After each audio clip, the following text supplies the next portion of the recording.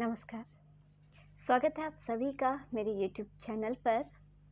देवनागरी लिपि पर कुछ दिन पहले हम लोगों ने बात की थी, जिसमें कि देवनागरी लिपि क्या है और वर्तमान में जो है कितनी भाषाएं देवनागरी लिपि में लिखी जाती हैं, और उसके नामकरण को लेकर के इससे पहले वीडियो में हम बात कर चुके हैं।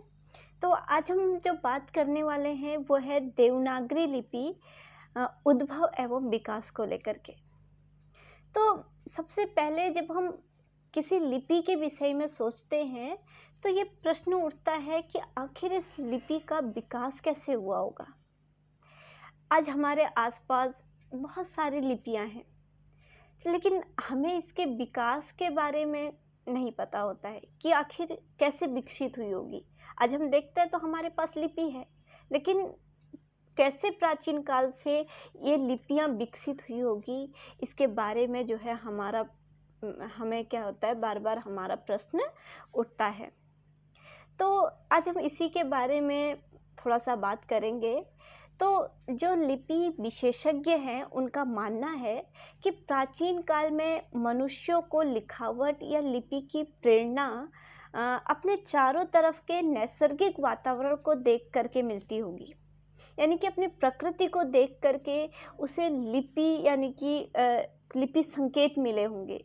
जैसे आसमान में चाँद सूरज को देखकर, रात भर टिमटिमाते तारों को देख करके उसे कुछ मूक संदेश प्राप्त हुए होंगे। उसके मन में इच्छा जागी होगी कि वह भी अपने मन में उठते भावों को किसी संकेतों के माध्यम से अभिव्यक्त करे।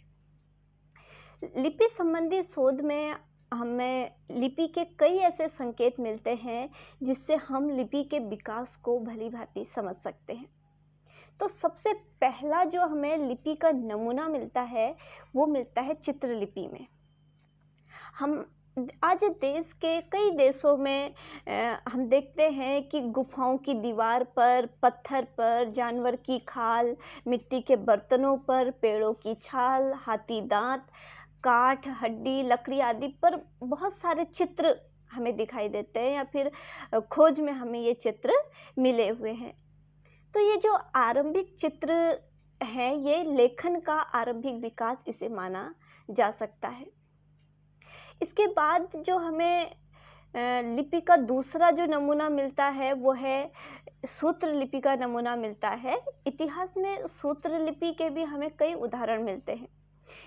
सूत्र लिपि में क्या होता है कि सूत्रों में गांठ लगाकर अपने भावों को अभिव्यक्त किया जाता है।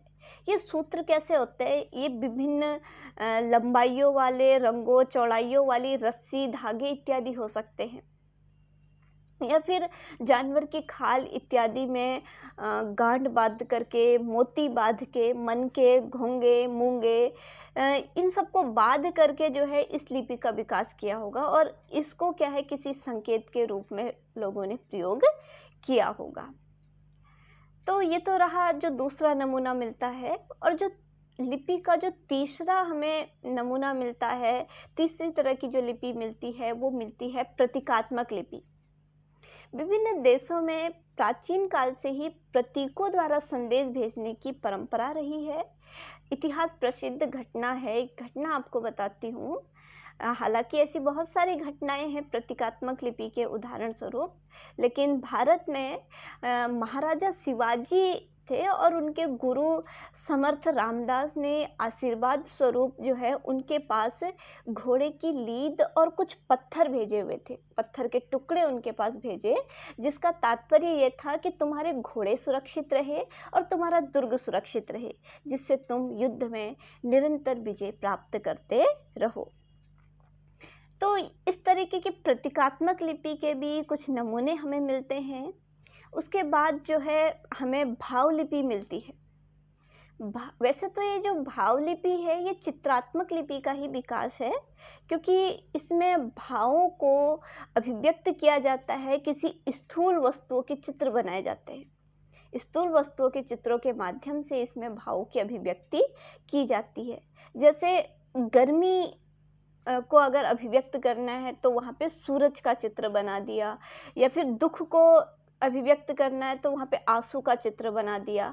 तो ये भाव है, इसका आज भी हम प्रयोग कर रहे हैं। आज तो एक तरीके से हमारी भाव लिपि और विकसित हो रही है। हम व्हाट्सएप पे जो हमारे इमोजीज हैं उनके माध्यम से हम अपने भाव को अभिव्यक्त करते हैं। तो ये हमें इतिहास में मिलती है।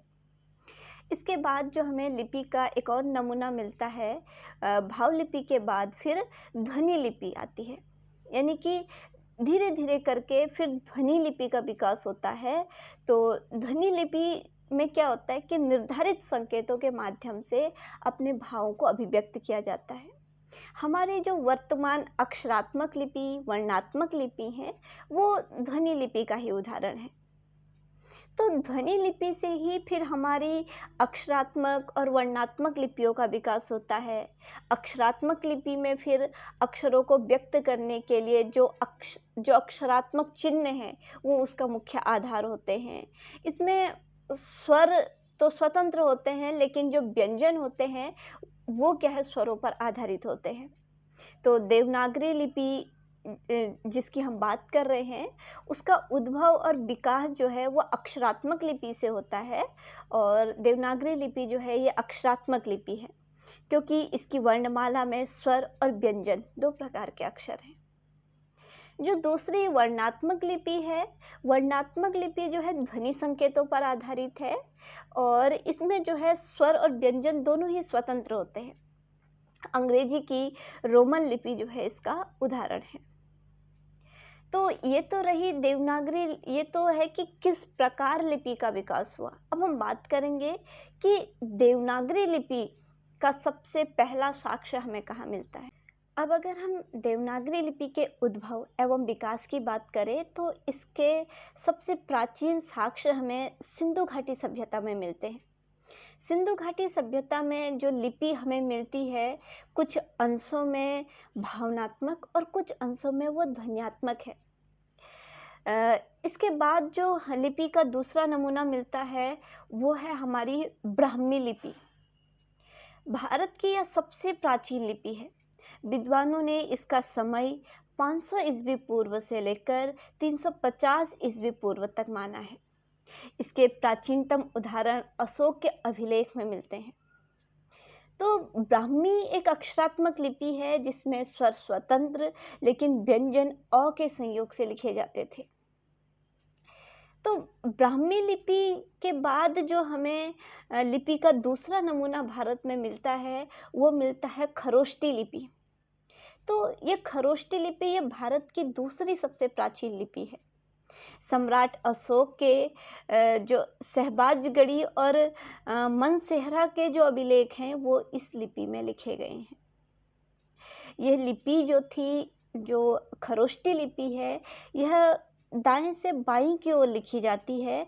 यह भी एक अक्षरात्मक लिपि थी और इसमें 37 लिपि संकेत थे। तो फिर धीरे धीरे गुप्त काल तक आते आते, यानी कि गुप्त काल की जो समय सीमा थी वो 350 ईस्वी से लेकर 350 ईस्वी पूर्व से लेकर 600 ईस्वी तक की मानी जाती है। तो इस काल में ब्राह्मी लिपि के 2 भेद हो गए थे, जिन्हें उत्तरी ब्राह्मी और दक्षिणी ब्राह्मी कहा गया। तो उत्तरी ब्राह्मी से फिर गुप्त लिपि का विकास होता है। इसे गुप्त ब्राह्मी नाम से भी जाना जाता है, और भारत में गुप्त साम्राज्य के समय जो है या उसके आसपास संस्कृत लिखने के लिए ये प्रयोग में लाई जाने लगी थी। गुप्त लिपि ब्राह्मी लिपि से बनी हुई थी और आगे चलकर गुप्त लिपि से ही देवनागरी, गुरुमुखी, तिब्बतन और बंगाली, असमिया आदि लिपियों का जन्म होता है। इस प्रकार जो हमारी ब्राह्मी लिपि थी उसमें द्रविड़ लिपियों को अगर हम छोड़ दें, उसकी बात हम अभी नहीं कर रहे हैं, तो छोड़ करके से समस्त लिपियों का उद्भव हुआ। मौर्य काल तक ये लिपि जो है और ज़्यादा विकसित हो गई और आगे चलकर गुप्त काल में इसे गुप्त ब्राह्मी कहा गया, और इसका विस्तार सुदूर दक्षिण एशिया से लेकर के मध्य एशिया तक होता गया। इसी गुप्त लिपि को फिर सिद्ध मातृका लिपि का विकास होता है। इससे फिर एक नई लिपि का जन्म होता है जिसको हमने नाम दिया है सिद्ध मातृका लिपि। इसके विकास का समय छठी शताब्दी माना जा सकता है। छठी शताब्दी के आसपास सिद्ध मातृका लिपि के नमूने हमें देखने को मिलते हैं और सिद्ध मातृका लिपि को ही कुटिल लिपि भी कहा गया है। तो सिद्ध मातृका लिपि कुटिल लिपि के पश्चात क्या होता है कि फिर नागरी लिपि का विकास होता है। यानी कि 7वीं शताब्दी में यह लिपि संस्कृत भाषा लिखने के लिए आमतौर पर प्रयोग में लाई जाने लगी थी और आगे चलकर नागरी लिपि से ही फिर देवनागरी लिपि का विकास होता है। 10वीं 12वीं शताब्दी के बीच जो है नागरी लिपि से भारत में अधिकांश जो आधुनिक लिपियां हैं उनका विकास होता है। इसके प्रमाण हमें मिलते हैं और मुख्यतः जो है इसकी 2 शाखाएं मिलती हैं, एक है पश्चिमी शाखा और एक पूर्वी शाखा। तो जो पश्चिमी शाखा है उससे देवनागरी, राजस्थानी, गुजराती, महाजनी आदि लिपियों का विकास होता है और जो इसकी पूर्वी शाखा है उससे बांग्ला, असमी और उड़िया का विकास होता है। तो इस प्रकार 10वीं 12वीं के आसपास जो है देवनागरी लिपि का विकास हो जाता है, लेकिन इसका विकास जो है वो जुड़ा हुआ किससे है? ब्राह्मी लिपि से। जैसे हम हिंदी की विकास परंपरा पढ़ते हैं तो हिंदी जो है मूलतः क्या है, संस्कृत जो है हिंदी की जन्मदात्री है, लेकिन बीच में बहुत सारी भाषाएं जो हैं हम उनको अलग अलग नामों से अभिहित करते हैं, उनके कालक्रम को पढ़ते हैं। ऐसे ही लिपि भी ब्राह्मी से अलग अलग रूपों में विकसित होते होते अंततः नागरी लिपि से देवनागरी लिपि का विकास हो जाता है। तो ये तो थी देवनागरी लिपि के उद्भव और विकास को लेकर के बातें, लेकिन उसके बाद भी जो है इसको एक लिपि के रूप में जो स्वतंत्रता के समय या उसके बाद जो संघर्ष था वो एक अलग विषय है। तो यहाँ हमने सिर्फ ये बात की है कि इस प्रकार से अंततः नागरी लिपि से देवनागरी लिपि का विकास हो जाता है। आप सभी को शायद लिपि के उद्भव विकास के बारे में थोड़ा बहुत तो समझ में आया होगा। कुछ भी अगर प्रश्न आप लोगों के हों या फिर किसी प्रकार की कोई दुविधा इत्यादि हो तो आप लोग कमेंट बॉक्स में मैसेज करके लिख सकते हैं। मैं उत्तर उसका देने की कोशिश करूँगी आप लोगों को। वीडियो देखने के लिए आप सभी का बहुत बहुत धन्यवाद।